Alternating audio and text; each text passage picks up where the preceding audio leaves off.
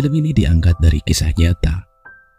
Film ini mampu menguras air mata penontonnya untuk ketulusan cinta dan pengorbanan yang dilakukan untuk tunangannya yang sakit dan sempat mengalami koma yang cukup lama, hingga 8 tahun lamanya. Tak sampai di situ, cintanya diuji kembali ketika tunangannya yang sadar dari komanya. Akan tetapi, kekasihnya tidak mengingatnya lagi. Bagaimana kelanjutannya? Selamat datang di Teater Film. Film dimulai seorang pemuda bernama Hisashi. Ia seorang mekanik di sebuah bengkel mobil. Lalu Hisashi diajak oleh rekan kerjanya untuk minum bersama dengan beberapa kenalannya di restoran tersebut.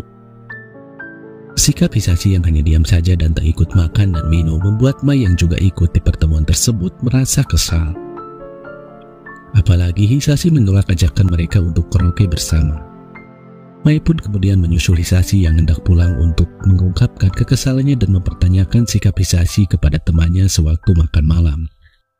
Menurut Mai, sikap Hisashi tidak menghargai teman-temannya. Hisashi hanya duduk dan diam tanpa berbicara, seolah-olah ia tidak menikmati acara tersebut. Setidaknya jika Hisashi tidak senang, Hisashi bisa berpura-pura untuk menunjukkan sikap senang, untuk menghargai teman-temannya, ucap Mai. Ternyata Hisashi tidak makan maupun minum dan hanya diam saja karena Hisashi sedang sakit perut sepanjang hari. Hisashi meminta maaf karena telah merusak suasana makan malam mereka.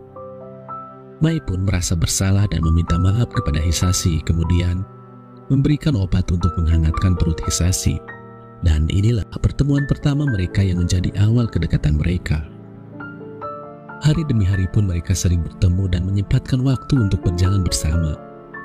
Cinta pun mulai tumbuh. Mai yang sangat periang dan ceria membuat Hisashi semakin suka dan jatuh cinta kepada Mai.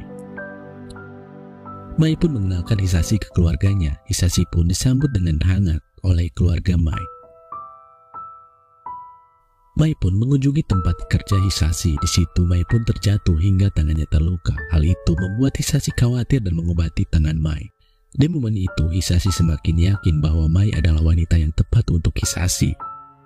Lalu mereka pun pergi ke sebuah bukit untuk menikmati pemandangan di sana. Lalu Hisashi dengan sangat gugup berpura-pura meminta melepaskan cincin Mai karena ia ingin melihatnya. Lalu Hisashi diam-diam mengganti cincin Mai dengan cincin yang telah ia bawa. Sejenak Mai pun belum menyadari. Saat ia menyadari, ia pun terkejut dan mempertanyakan kepada Hisashi.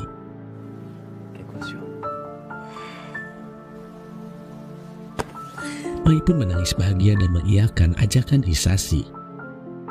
Saat melihat sebuah gedung yang sedang ada resepsi acara pernikahan, Mai pun menyimpan harapan bisa seperti pasangan itu. Hisashi yang melihat Mai tertarik dan mengadakan resepsi pernikahan di gedung tersebut, Hisashi langsung menemui petugas gedung dan memesan resepsi untuk pernikahan di tanggal 17 Maret. Melihat hal itu, Mai pun kagum dengan sikap Hisashi yang sangat perhatian kepadanya. Mai pun tak percaya karena semua terjadi begitu cepat. Mereka berdua dipenuhi kebahagiaan malam itu. Besoknya Mai diajak ke apartemen Hisashi untuk makan-makan. Setiap kebersamaannya, mereka pun selalu mengabadikan momen dengan berfoto bersama. Tapi anehnya, Mai tidak mengingat foto-fotonya saat pergi ke air terjun.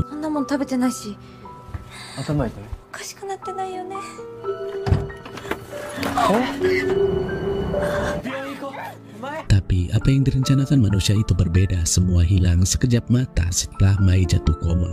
Entah kapan Mai bisa kembali bangun. Sekarang hanyalah menyisakan harapan. Namun di diri Hisashi tetap percaya bahwa harapan itu pasti ada. Tak peduli dengan rasa lelah, setiap harinya sepulang kerja, Hisashi tak pernah melewatkan untuk menemani Mai di rumah sakit. Ibu Mai pun berterima kasih untuk Hisashi untuk waktu dan pengorbanan Hisashi selama ini. Hisashi rela berbolak-balik ke tempat kerjanya ke rumah sakit yang cukup jauh. Bahkan di setiap momen, Hisashi selalu membuat video dokumentasi dan dikirim ke HP Mai. Hisashi pun kembali ke tempat penyewaan gedung untuk menikah.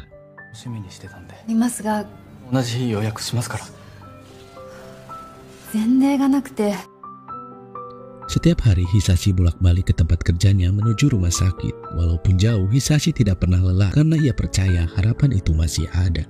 Seperti biasanya, saat motornya mogok, ia pun mengirim video untuk Mai. Sampai di rumah sakit, Hisashi panik melihat Mai kejang-kejang, namun hal itu dapat diatasi oleh dokter.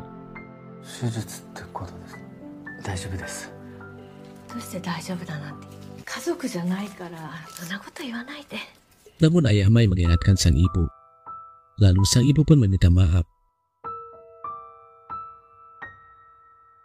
Malamnya, Hisashi disuruh untuk datang ke rumahnya Mei. Orang tua Mei yang tidak tahu kapan Mei bisa sadar kembali dari komanya menyuruh Hisashi melupakan Mei dan memulai hidup baru karena masa depannya masih panjang. Orang tua Mei hanya kasihan kepada Hisashi yang dimana ia harus setiap hari bekerja dan bolak-balik ke rumah sakit. Hisashi masih muda dan banyak hal di masa depan ketimbang harus menunggu Mei yang masih mungkin tidak tahu kapan bangunnya.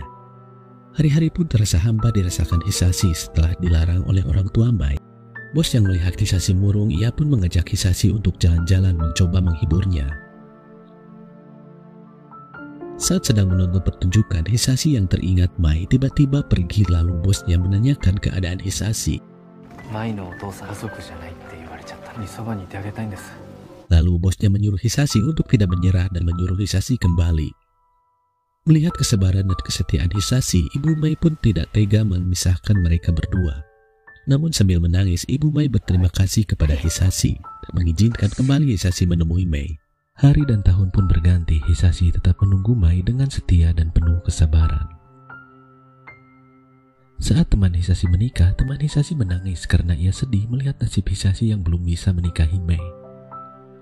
Hisashi pun terlihat tegar dan percaya bahwa tiba waktunya ia akan menikahi Mei.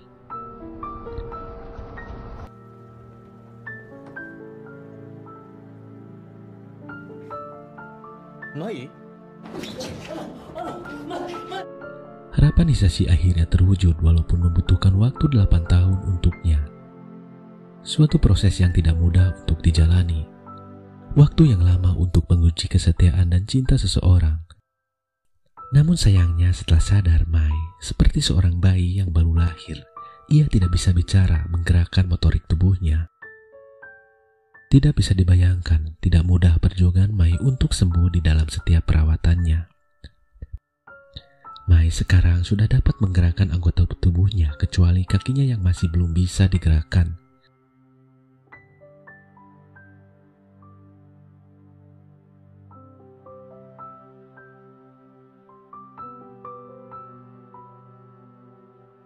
Setelah sadar dari koma, Mai pun kehilangan ingatan. Sama sekali ia tidak ingat sedikit pun tentang Hisashi dan kenangan bersama Hisashi.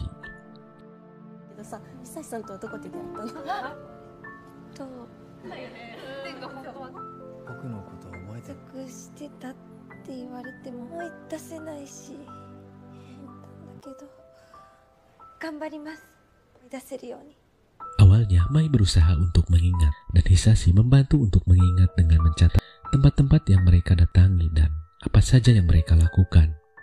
Mai kembali mendatangi tempat tersebut dengan ibunya.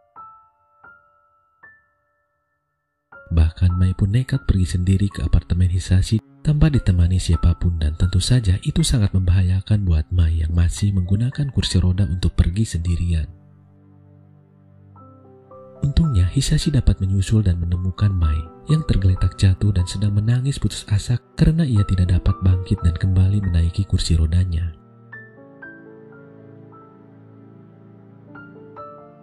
Sejak peristiwa tersebut, Mai semakin berputus asa karena belum berhasil mengingat sedikit pun tentang Hisashi. Bisa dibayangkan perasaan Hisashi pasti sangat sedih. Bertahun-tahun Hisashi setia menemani dan merawat tunangannya yang sakit. Waktu Hisashi hanya dipakai untuk bekerja dan merawat kekasihnya tersebut, tetapi tunangannya yang dicintai tidak pernah mengingatnya. Lalu Hisashi memilih melepaskan Mai. Walaupun itu menyakitkan, demi kebaikan Mai, Hisashi mengikhlaskannya. Tetapi Hisashi benar-benar melepaskan Mai bukan karena ia tidak cinta lagi terhadap Mai, tetapi dia sangat mencintai Mai, maka dia memilih melepaskan Mai. Dia tidak mau memaksa Mai menjadi tertekan, frustasi, dan tersiksa karena tidak mampu mengingat dirinya.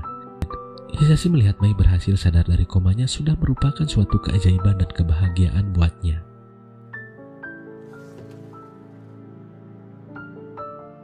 Hisashi memilih pindah ke Pulau Sodo dan tidak menemui Mai lagi. Hisashi memilih bekerja terus walaupun ingatannya masih dipenuhi tentang Mai.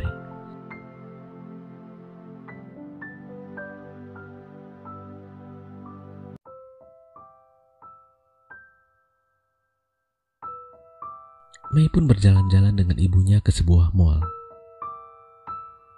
Tak sengaja, Mei pun bertemu dengan petugas gedung pernikahan yang dulunya dipesan untuk resepsi pernikahan mereka.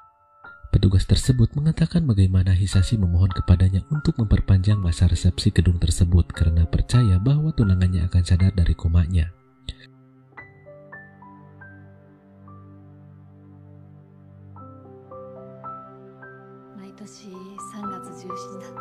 Hal itu membuat Mai terharu dan mencoba membuka ponselnya kembali dengan tanggal tersebut, dan ponselnya berhasil terbuka. Ponselnya penuh dengan pesan video dari Hisashi. Jadi selama Mai koma, setiap harinya selalu mengirim pesan video. Melihat pesan-pesan video Hisashi, ternyata ada juga pria baik seperti ini di dunia nyata. Mai desu. Pastaを作ってみました。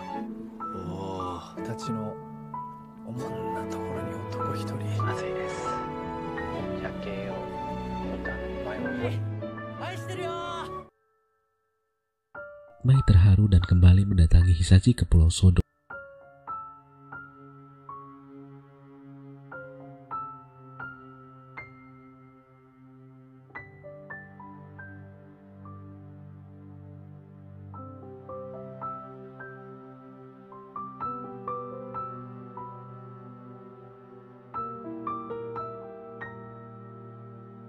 Walaupun dia tidak ingat kepada Hisashi, tetapi ia mau menikah dengan Hisashi karena dia mencintai lagi Hisashi.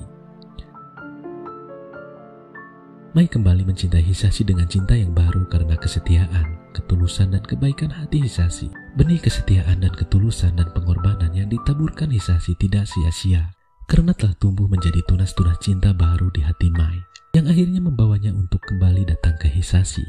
Melepaskan itu juga cinta, itulah yang dilakukan Hisashi. Hisashi tidak asal melepaskan, dia tahu kapan harus bertahan dan menunggu dengan setia, dan kapan harus melepaskan.